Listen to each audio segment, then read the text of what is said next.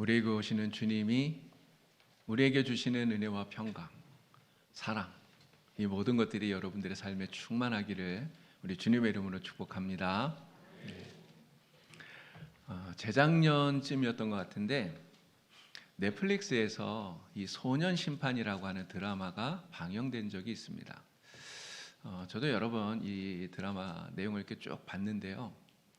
이 내용에 지금 저 나오는 가운데 판사, 여러분 잘 아시는 김혜수라고 하는 배우가 주연을 맡았는데요. 근데 이 판사의 아들이 죽은 거예요. 왜 죽었냐면 옥상에서 한 아이가 던진 벽돌에 맞아서 죽은 겁니다. 근데 이 아이가 만 14세가 안 돼요. 만 14세가 안 되면 촉법소년 이렇게 이야기하지 않습니까? 그래서 이 아이가 아무런 처벌도 받지 않았는데 내 문제는 나중에 또다시 다른 범죄를 이 아이가 범하게 되었다는 거죠. 바로 이러한 소년, 소년범 이런 아이들에 대한 이야기를 다룬 드라마가 이 소년심판이라는 것입니다. 근데 이 드라마 내용처럼 사실 우리나라에서 이 청소년 범죄가 자꾸만 늘어나고 있다는 게 문제예요. 그런데 이 청소년 범죄가요, 갈수록 더 어려지고 그리고 더 흉악해진다는 거죠. 정말 안타깝고 심각한 문제다 이런 생각이 듭니다. 자, 그런데 이 아이들이 왜 이렇게 자꾸만 빗나가게 될까? 이런 그 원인이 어디에 있다고 생각을 합니까? 많은 사람들은 아이들이 이렇게 빗나가고 그냥 일탈 수준을 넘어서 이 끔찍한 범죄를 하게 되는 이러한 이유가 너무 처벌이 약하기 때문에 그렇다는 거예요. 처벌이 약하다. 만 14세가 안 되면 촉법소년. 그래서 형사 처벌을 받지 않습니다. 그냥 보호 처분만 내려요. 바로 이러한 현행법이 문제라는 거죠. 이게 처벌이 너무 솜방망이라서 애들이 겁을 먹지 않는다는 거예요. 실제로 이 드라마에도 보니까 막 그런 장면이 나옵니다. 만 14세가 안 되면 처벌을 안 한다는데 진짜입니까? 막 이러고 판사 앞에서 오히려 판사를 비웃는 이런 모습들이 나오는 거예요. 근데 이러한 모습 때문에 사람들이 뭐라고 말합니까? 법을 더 강화해야 된다는 거예요. 족법 소년의 나이를 더 낮춰야 된다. 이런 이야기들을 대책으로 이야기를 합니다. 그런데 가만히 생각해 보니까 정말 이 아이들이 이렇게 빗나가는 것, 아이들이 자꾸만 범죄하는 것, 이러한 문제가 진짜 법이 약하기 때문에 그런가? 처벌을 약하게 하기 때문에 그런가? 사실 생각해 보니까 그것보다 더 심각한 문제는 사실은 그들의 가정에 있다는 거죠. 여러분, 우리가 보통 비행 청소년 이렇게 이야기하는 이 아이들의 그 가정을 보면요, 문제 없는 가정이 없어요. 다 문제가 있습니다. 근데 어떤 문제가 있습니까? 가정 안에서 부모에게 제대로 된 사랑을 못 받는다는 거예요. 부모의 사랑을 못 받고 부모의 관심을 받지 못하고 그러다 보니까 이 아이들이 엇나가게 되는 거예요. 밖에 나가서 자꾸만 나쁜 짓을 하게 된다는 거죠. 여러분 생각해 보십시오. 가정이 행복하고 정말 그 행복한 가정에서 부모의 사랑을 받는 아이들, 여러분 이런 아이들이 밖에 나가서 다른 사람을 괴롭히겠습니까? 가정이 행복한데 부모의 사랑을 잘 받는 이런 아이들이 밖에 나가서 나쁜 짓을 하고 남의 물건을 훔치고 괴롭히고, 여러분 그렇게 하겠습니까? 절대 그렇지 않을 거예요. 그런데 사랑을 받지 못하니까, 관심을 받지 못하니까 그 사랑에 갈급한 이러한 마음이 이러한 나쁜 행동으로 표출이 된다는 거죠. 사랑받고 싶고 관심 받고 싶고 이런 마음들이 나쁜 행동으로 표현이 된다라고 하는 거예요. 그래서 우리가 청소년 범죄를 해결하기 위해서 어떻게 해야 되는가? 여러 가지 많은 해결책들을 말할 수 있을 겁니다. 처벌을 강화해야 된다. 이러한 것도 한 답이 되겠죠. 그러나 그보다 가장 중요한 것은 정말 그 가정의 문제가 해결되어져야 된다는 거예요. 가정이 바르게 세워지게 되면, 그러면 행복한 가정, 정말 사랑이 넘치는 가정이 되면 그러면 이러한 청소년 범죄도 자연히 해결되어지고요. 정말 우리 사회도 건강한 사회가 되리라 믿습니다. 자, 이제 문제는 이겁니다. 그러면 어떻게 해야 가정을 행복한 가정으로 만들 수 있느냐? 어떻게 가정을 바르게 세울 수 있겠느냐 하는 거죠. 이게 문제 아니겠습니까? 여러분, 답이 어디 있을까요? 답은 하나님께 있는 것입니다. 그래서 우리가 하나님을 믿어야 되는 거예요. 하나님께서 우리를 사랑하셨는데 하나님이 어떻게 우리를 사랑하셨는지 그 사랑을 알고요. 그 사랑을 우리가 배워야 되는 거예요. 그래서 가정에서 부모들이 하나님께서 우리를 사랑해 주신 것처럼 그 사랑을 가지고 자녀를 사랑하고요. 자녀들은 그 사랑을 가지고 부모님을 사랑하고, 그래서 하나님의 사랑으로 가정이 바르게 세워지면 그러면 자연히 그 가정은 행복한 가정이 됩니다. 그리고 그 가정은 사랑이 넘치는 가정이 되는 거예요. 이러한 가정이 될 때 정말 이 사회에 여러 가지 이러한 어두운 문제들이 해결이 되는 줄로 믿습니다. 여러분들의 가정 모두 다 정말 하나님의 사랑을 깨닫고 하나님의 사랑으로 충만해지는 이러한 복된 가정 되기를 바랍니다. 우리 교회가 정말 하나님의 사랑으로 충만해지는 이러한 교회가 되기를 바랍니다. 그래서 우리 교회, 우리 가정, 정말 이 세상의 그런 모든 가정들마다 하나님의 사랑으로 충만해져서 하나님이 주시는 은혜가 가득한, 정말 하나님 때문에 행복한 삶을 살아가는 그런 복된 성도들 되기를 우리 주님의 이름으로 축원합니다. 자, 하나님의 사랑에 대해서 말씀을 드리고 있습니다. 하나님이 우리를 어떻게 사랑하셨는가? 하나님이 우리를 어떻게 사랑하셨는가? 하나님의 사랑은 도대체 어떠한 사랑일까? 하나님의 사랑을 한마디로 말하면 독생자까지 아낌없이 주시는 사랑이라고 말할 수 있습니다. 오늘 우리가 읽었던 본문 말씀 요한복음 3장 16절 17절을 읽었는데요. 이런 성경에 요절이라고 말하지 않습니까? 가장 중요한 말씀이 바로 이 요한복음 3장 16절 17절 말씀이에요. 자, 우리 특별히 16절 말씀을 큰 소리로 다 같이 함께 읽어보겠습니다. 하나님이 세상을 이처럼 사랑하사 독생자를 주셨으니 이는 그를 믿는 자마다 멸망하지 않고 영생을 얻게 하려 하심이라. 아멘. 이런 사람들은요, 다 자기가 가장 소중히 여기는 게 있습니다.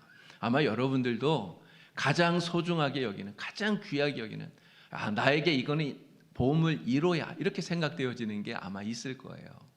근데 만약에 여러분들의 자녀가 여러분들에게 와서 여러분들이 가장 소중하게 귀하게 여기는 이 보물 1호를 저에게 주세요, 이렇게 말하면 여러분 어떻게 하시겠습니까? 여러분이 가장 귀하게 여기는 건데 달라 그러면 여러분 주겠습니까? 아마 좀 아까워서 망설일 수는 있을 거예요. 그렇지만 결국은 줄 겁니다. 왜 줍니까? 자녀가 달라고 하니까요. 내 자식이 달라고 하니까, 사랑하는 자식이니까 내가 아끼는 거지만 기꺼이 준단 말이에요. 자, 그런데 여러분들이 전혀 모르는 사람, 누군지도 몰라요. 그런데 그 사람이 와서 여러분들에게 나 그게 필요하니까 그거 나에게 주시오, 이러면 여러분 주겠습니까? 안 줘요. 여러분 왜 안 줍니까? 모르는 사람이니까. 그렇죠? 근데 모를 뿐만 아니라 내가 사랑하는 사람이 아니기 때문에 주지를 못하는 거예요. 자, 그런데 여러분 우리 하나님 어떻게 하셨습니까? 우리에게 가장 중요한 아들을 주신 거예요. 그런데 그냥 아들이 아니에요. 독생자. 아들이 많은데 그 가운데 한 아들을 주신 게 아닙니다. 독생자 예수 그리스도, 그분을 우리에게 주신 거예요. 범죄한 우리는 죄 때문에 죽을 수밖에 없습니다.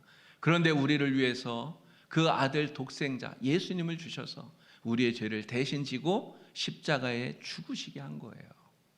여러분, 하나님께서 왜 그렇게 하셨습니까? 그 이유가 뭐예요? 이유는 딱 하나 아닙니까? 우리를 사랑하니까. 우리를 너무너무나 하나님이 사랑하니까. 그래서 독생자 예수 그리스도를 우리에게 주신 거예요. 요한복음 3장 16절이 바로 그것을 말하는 거 아닙니까? 하나님이 이처럼 세상을 사랑하사. 이처럼. 여러분, 그 이처럼이 무슨 뜻입니까? 바로 독생자를 주시기까지. 독생자를 주시기까지 하나님이 우리를 사랑하셨다는 거예요. 여러분, 우리가 어떤 사람입니까? 우리가 어떤 사람이에요? 하나님의 이처럼 크고 놀라우신 이 사랑을 받는 사람이 바로 우리들이라는 거예요. 여러분 믿으십니까? 하나님이 이토록 큰 사랑, 정말 이토록 놀라운 사랑을 여러분들에게 주셨다는 것을 여러분 확신하십니까? 여러분, 이 사랑을 우리가 깨닫고 정말 하나님의 이 사랑에 감사하면서 하나님께 감사하면서 살아가는 저와 여러분이 되기를 우리 주님의 이름으로 축원합니다. 자, 하나님께서 우리를 이렇게 독생자를 주시기까지 사랑하셨는데, 그럼 하나님은 도대체 언제부터 우리를 이렇게 사랑하셨을까요? 하나님의 이 사랑이 언제부터 시작되었겠습니까? 하나님이 그 독생자 예수님을 우리에게 주시려고 작정하신 것이 과연 언제일까요? 성경은 하나님의 이 사랑이 바로 태초부터 시작되었다고 이야기를 해요. 여러분, 태초에 하나님이 천지를 창조하시지 않았습니까? 근데 창세기 1장 2장에 이 창조의 이야기를 보면 창조의 가장 마지막에 하나님이 사람을 창조하셔요. 우리 사람이 창조의 마지막 순서였다는 거죠.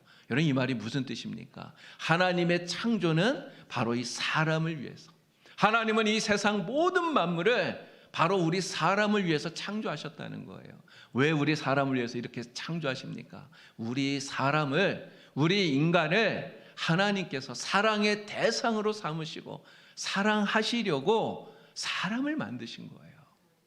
그런데 무슨 일이 일어났습니까? 3장에 너무나 끔찍한 사건이 일어나잖아요.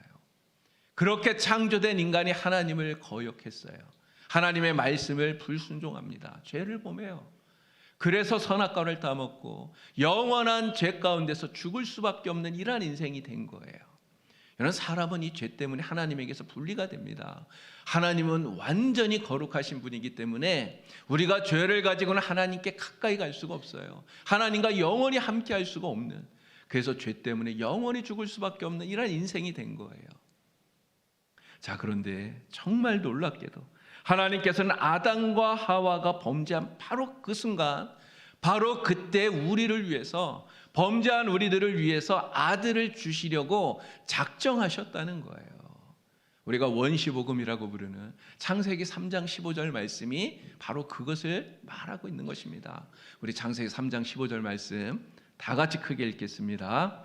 내가 너로 여자와 원수가 되게 하고 내 후손도 여자의 후손과 원수가 되게 하리니 여자의 후손은 내 머리를 상하게 할 것이요 너는 그의 발꿈치를 상하게 할 것이니라. 아멘. 여러분, 3장 15절의 말씀은 하와를 유혹해서 범죄하게 만들었던 그 뱀에게 주는 징계의 말씀이에요. 자, 이 말씀 속에 뱀의 후손이 나오고 여자의 후손이 나옵니다. 여자의 후손이 누구를 말하는 거예요? 바로 마리아를 통해서 이 땅에 오신 예수 그리스도를 말하는 것입니다. 근데 하나님 말씀하시죠. 뱀의 후손, 사탄이 여자의 후손의 발꿈치를 상하게 한다는 거예요. 바로 사탄이 예수님을 공격해서 예수님이 십자가에서 죽으신 바로 이 십자가 사건을 말하는 것입니다. 자, 그런데 여자의 후손은 어떻게 한다고요? 뱀의 머리를 상하게 한다고 말씀하셔요. 뱀의 머리. 바로 사탄을 이기고 사탄의 권세를 이기고 예수님께서 십자가에서 죽으셨지만 다시 사시고 부활하실 것을 말씀하는 거예요. 머리를 상한다고 하는 것은 바로 예수님께서 완전하게 승리하실 것을 말씀하고 있는 것입니다. 네, 여러분, 참으로 이 이야기가 놀랍지 않나요? 아담과 하와는 하나님의 말씀을 어기고 범죄를 했는데, 그래서 징계를 받아 죽을 수밖에 없는데, 그런데 바로 그 순간 하나님이 그들을 징계하시면서 징계하시는 그 순간, 바로 그때 그들을 구원하고자 작정하셨다는 거예요.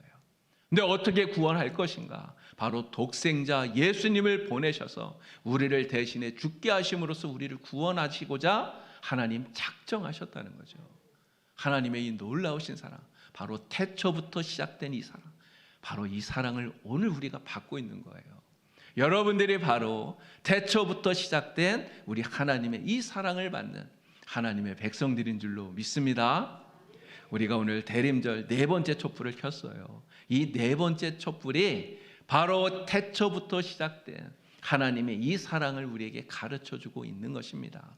이 대림절에 이 네 번째 촛불을 보시면서 우리를 향하신 하나님의 이 놀라우신 사랑, 정말 태초부터 시작된 하나님의 그 크고 놀라우신 사랑을 기억하시고 하나님의 은혜에 감사하면서 하나님을 찬양하는 여러분 다 되시길 주님의 이름으로 축원합니다. 자, 하나님의 이 사랑이 정말 놀라운데요. 하나님의 사랑이 놀라운 또 하나의 이유가 있습니다. 우리는 하나님의 사랑을 사실은 받을 자격이 없어요.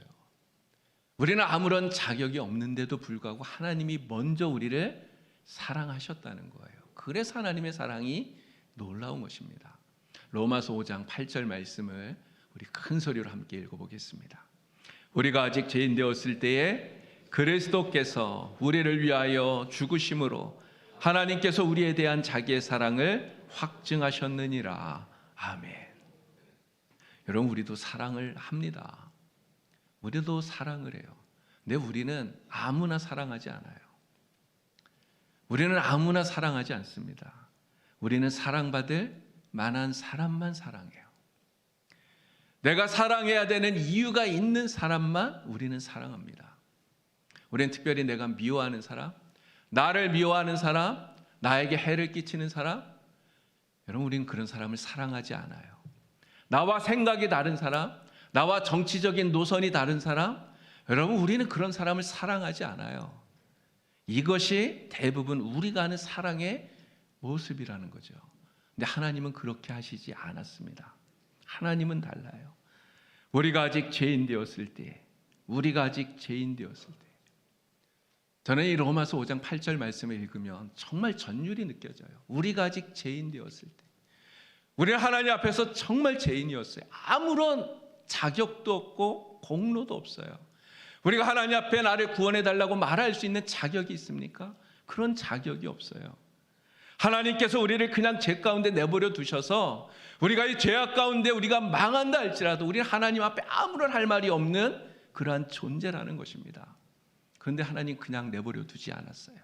하나님 어떻게 하셨습니까? 예수 그리스도 독생자 주님을 세상에 보내주셔서 우리가 죽어야 할 그 십자가에 대신 달리게 하셔서 우리가 죽어야 할 그 끔찍한 죽음을 주님이 당하게 하신 거예요. 우리는 아무런 자격이 없는데, 우리는 아무런 공로가 없는데, 그런데 하나님이 먼저 우리를 사랑해 주신 것입니다. 여러분, 그래서 이 십자가가 바로 예수 그리스도를 통해서 하나님이 우리에게 보여주신 하나님의 그 크고 놀라우신 사랑을 우리에게 증거해 주고 있는 것입니다. 오늘 우리는 이 십자가를 바라볼 때 이 십자가를 통해서 하나님이 베풀어 주신 그 사랑을 깨닫는 거예요. 예수 그리스도께서 우리를 대신해서 지신 이 십자가를 바라볼 때 정말 하나님의 크고 놀라우신 그 사랑을 우리는 깊이 깨닫게 되는 것입니다. 이 대림절에 정말 우리를 사랑하신 하나님, 아무런 자격도 없고 공로도 없고 정말 하나님 앞에 아무런 자격도 없고 공로 없던 우리들을 먼저 사랑해 주신 우리 하나님의 사랑을 깊이 깨달으시고 하나님의 그 사랑에 감격하고 하나님을 찬양하는 저와 여러분 다 되기를 우리 주님의 이름으로 축원합니다. 오늘 우리가 바로 이처럼 놀라운 하나님의 사랑을 받은 사람이에요. 여러분 믿으시죠? 하나님의 사랑이 느껴지십니까? 하나님의 사랑이 내게 전하여지고 있다고 하는 이 사실을 여러분 깊이 깨달으시고 정말 십자가 사랑, 우리 주님께서 주신 이 귀한 사랑으로 충만해지는 여러분 되기를 간절히 축원합니다. 자, 우리가 이렇게 하나님의 큰 사랑을 받았다면 이제는 우리가 어떻게 해야 되겠습니까? 하나님의 사랑이 이 십자가를 통해서 우리에게 전하여 왔잖아요. 우리의 심령 안에 하나님의 사랑이 충만합니다. 내 안에 가득한 이 하나님의 사랑을 우리는 어떻게 해야 됩니까? 나만 누리면 됩니까? 그러면 안 되잖아요. 하나님께서 어떻게 하라는 거예요? 이 사랑을 나누라는 것입니다. 내 안에 주신 이 충만한 사랑을 우리 이웃에게로, 아직도 하나님을 알지 못하는 그들에게로 이 사랑을 전하라는 거예요. 흘려 보내라고 주님이 말씀하고 계시는 것입니다. 2세기 초에 그리스 철학자였던 켈수스라고 하는 사람이 있어요. 이 켈수스가 진정한 담론이라고 하는 책을 썼는데 이 책에서 기독교를 아주 맹렬하게 비판합니다. 내 기독교를 비판하는 중에 기독교인들에 대해서 특별히 이런 이야기를 한 거예요. 기독교인들은 논리와 상식을 벗어난 사람들이다. 왜 그러냐면 그들은 인사도 나누기 전에 사랑하고 알지도 못하면서 사랑한다. 이렇게 비판을 한 거예요. 이런 세상적인 관점에서 보면 이 말이 맞습니다. 세상적인 관점에서 보면 여러분 이렇게 사랑하는 기독교인들이 이상하게 보일 수밖에 없어요. 그래서 이 켈수스의 비판이 맞아요. 여러분 어떻게 알지도 못하는 사람을 우리가 사랑할 수 있겠습니까? 그런데 이 이야기는요, 사실은 그 초창기 예수를 믿었던 그 그리스도인들이 진짜 하나님의 사랑을 가지고 예수의 사랑을 실천하고 살았구나, 바로 이것을 증언해 주는 그러한 말씀이 된다는 것입니다. 하나님의 사랑을 본받아서 예수님처럼 사랑을 실천하고 살았구나, 이것을 깨닫게 만들어 준다는 거예요. 여러분 우리는 사람을 가리면서 사랑하지만 이 초창기 기독교인들은 그렇게 하질 않았다는 거예요. 누군가를 보면 그 사람이 높은 사람이냐 낮은 사람이냐 따지지 않아요. 누군가를 보면서 그 사람이 부자이냐 가난하냐 따지지 않아요. 누군가를 보면서 그의 인종이 유대인이냐 이방인이냐 따지질 않아요. 그냥 사랑하는 거예요. 먼저 사랑하는 거예요. 이게 초창기 그리스도인들의 모습이었다는 거죠. 먼저 사랑하면서 하나님의 사랑을 실천에 옮겼다는 것입니다. 톨스토이가 쓴 단편 중에 북두칠성이라고 하는 짧은 이야기가 있습니다. 어떤 나라에 극심한 가뭄이 들었대요. 모든 강과 우물이 다 말라버렸고요. 또 풀도 나무도 다 시들어버린 거예요. 한 소녀가 있는데 병든 어머니를 모시고 삽니다. 그런데 모든 물이 다 사라져 버렸으니까 안 그래도 목이 다 정말 힘든데 이 어머니가 병이 드셨으니 얼마나 힘들었겠어요. 근데 이 소녀가 병든 그 어머니에게 물을 드리고 싶어서, 그래서 빈 국자를 들고 물을 뜨러 찾아가요. 그런데 아무리 온 들판을 다 헤매도 물을 구할 수가 없는 거예요. 온 사방을 다 헤매고 다니다가 이 소녀가 너무너무 지쳐서 그만 들판에 쓰러져서 잠이 들었대요. 근데 그러다가 한참 후에 깨어났는데 깜짝 놀랄 일이 벌어졌습니다. 그 비어있는 국자, 이 소녀가 들고 있는 국자에 물이 가득 차 있는 거예요. 신기한 일이 벌어졌죠. 이 소녀가 너무너무 기뻐서, 여러분 자기가 얼마나 목이 타겠습니까? 이 소녀가. 그래서 그 물을 마시려고 하다가 누가 생각났을까요? 집에 계시는 병든 어머니가 생각난 거예요. 그래서 어머니에게 빨리 이 물을 드려야지 하고 자기가 마시지 않고 서둘러서 집으로 돌아가요. 근데 너무 서두르다가 그만 자기 발 앞에 강아지 한 마리가 있는데 쓰러져 있는 그 강아지에 걸려서 넘어진 거예요. 국자가 쏟아졌어요. 물이 다 쏟아지지 않았겠습니까? 큰일 났네 싶어서 국자를 딱 봤더니 신기하게도 물이 그대로 있는 거예요.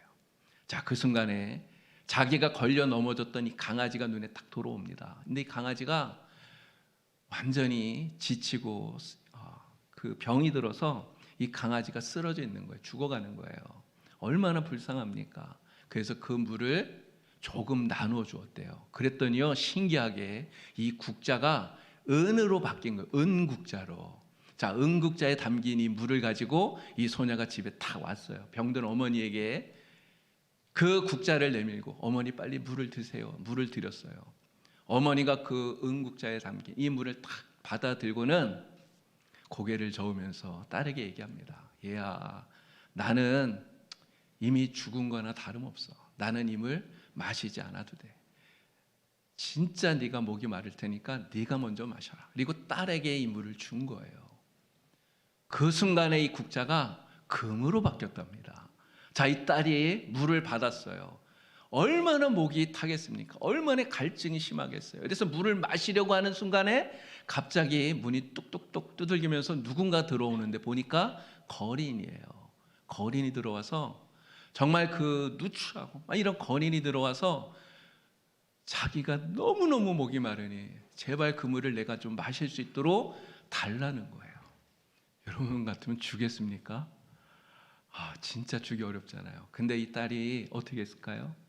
그 거린을 보고 불쌍하니까 그냥 침을 한번 꿀꺽 삼키고는 그 물을 거린에게 준 거예요. 그 거린이 그 물을 딱 받는 순간 이 국자가 금국자로 변한 이 국자에서 물방울이 뚝뚝 떨어지는데 그 물방울들이 다이아몬드가 됐대요. 7개의 다이아몬드가 되어서 이게 하늘로 쫙 올라가더니 하늘에 반짝이는 북두칠성이 되었다는 이야기예요. 여러분, 톨스토이가 이 이야기를 왜 썼을까요? 이 이야기를 왜 썼겠습니까? 이 소녀가 부모님을 잘 섬긴다, 이런 효심을 이야기한 걸까요? 그거보다 더 중요한 것은 사랑이, 내 안에 있는 사랑이, 정말 예수님을 통해서 내게 주신 하나님의 그 사랑이 어디로 흘러가야 되느냐, 그 사랑의 방향성을 우리에게 가르쳐 주려고 하는 거예요. 하나님이 우리에게 주신 그 사랑, 예수 그리스도를 통해서 내 안에 부어주신 이 사랑이 나 자신을 향해서 흐르는 것이 아니라 우리 이웃을 향해서, 다른 사람을 향해서 흘러가야 된다는 거예요. 이걸 가르쳐 주고 있는 것입니다. 이 대림절 4번째 촛불을 보면서 하나님께서 우리에게 주신 그 사랑을 깊이 생각하는 여러분 다 되시기를 주님의 이름으로 축원합니다.